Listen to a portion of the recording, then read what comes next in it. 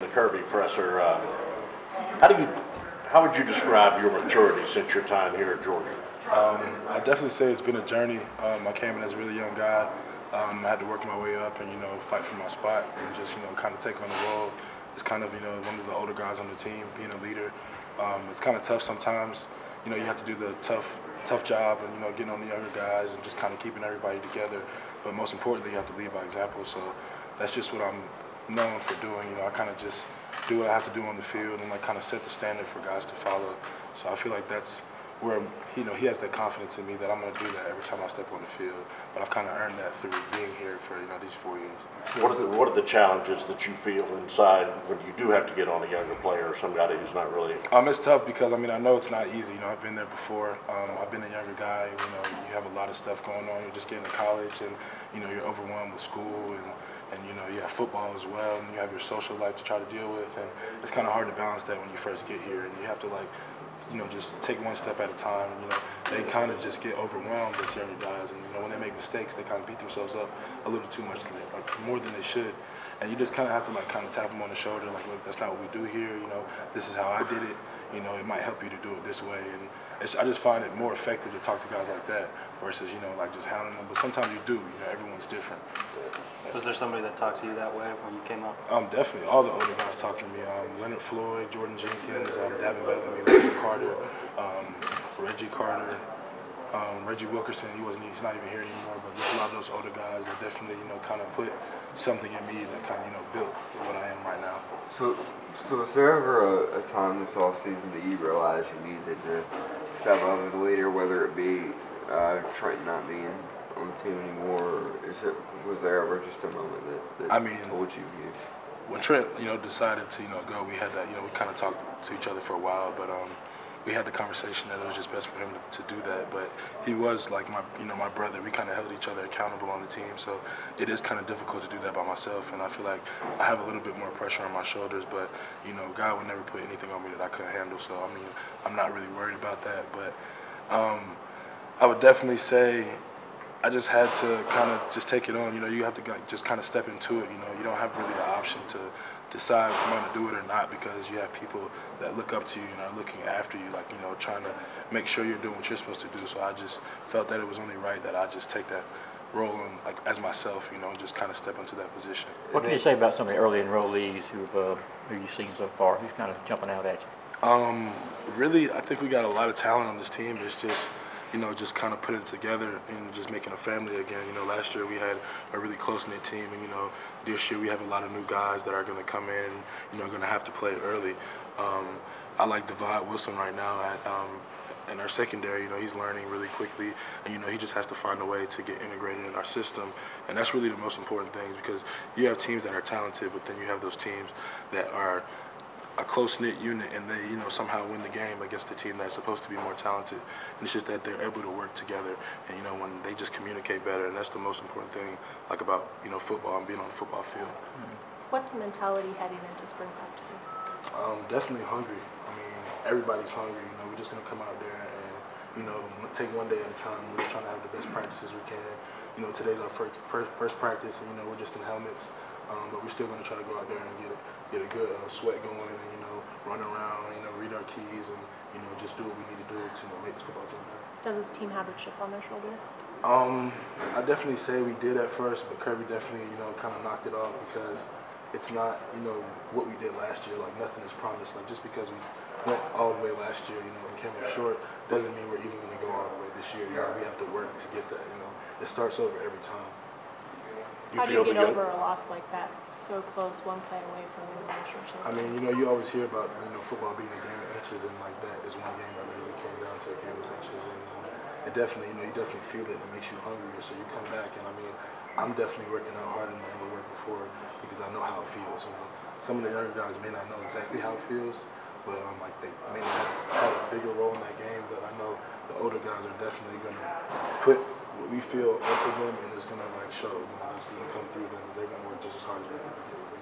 Jonathan, have you talked to Nate Trez about your experience, coming back from some issues and being, productive member of the most team definitely. again? Hey, Trez was my roommate for some time, and I try to talk to him, and we try to help each other out.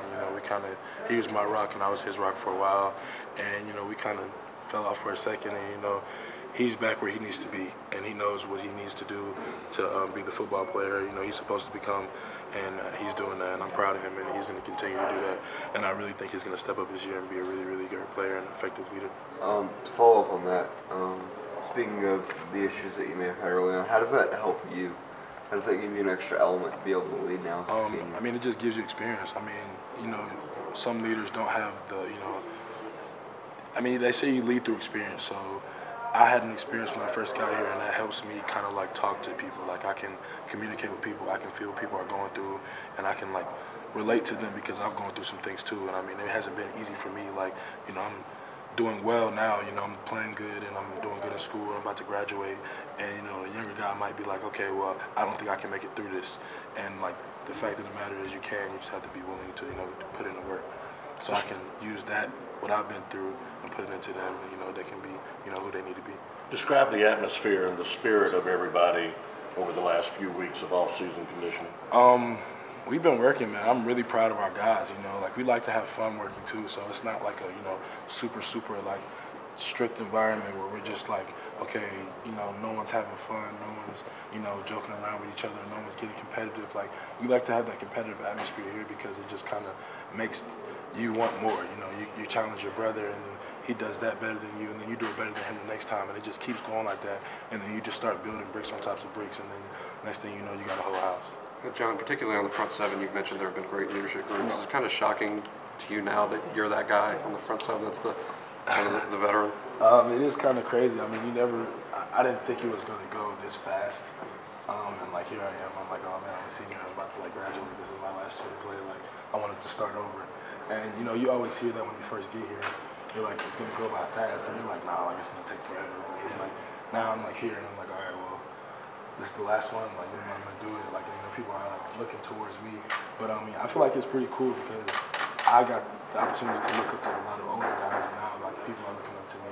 So it's just kind of like a change of power. Like, it's like somebody passing, you the keys, and like that's literally what we tell each other. Like, I'm handing you the keys now, and they all said that to me, and I just kind of like feel honored. I mean, you just feel honored to have somebody that you play with that's older than you, like, hand down the torch to you. I know I'm gonna have to do that to some of these younger guys, and it's just kind of cool. It's a cool feeling. Jonathan, you guys lost John Atkins, old man of the group, I guess, Yeah. and the guy right dead in the middle. I mean, you seen, any of those guys that work in that position kind of stepped up and are ready to fill those big shoes? Honestly, every single one. I mean, I couldn't count anybody out. We've got Devontae White. He just got in here. He's moving quick. He has great pass rush ability and is strong at the point of attack. You got Michael Barnett. He's definitely, strong at the point of attack. That's one of the really, really bigger guys. He's just big and bulky. He's a space eater. And you also have DeQuan Hawkins. He made a couple plays for us last year. He also blocked that kick in the SEC championship game, which would, definitely changed the game around for us. Gave us momentum. All of those guys are stepping up. They all have increased in the weight room tremendously by 30, 40 pounds. They're getting bigger, faster, stronger, cutting weight, get more in shape so they can play more plays in the games because they know that's what they're going to have to do this season.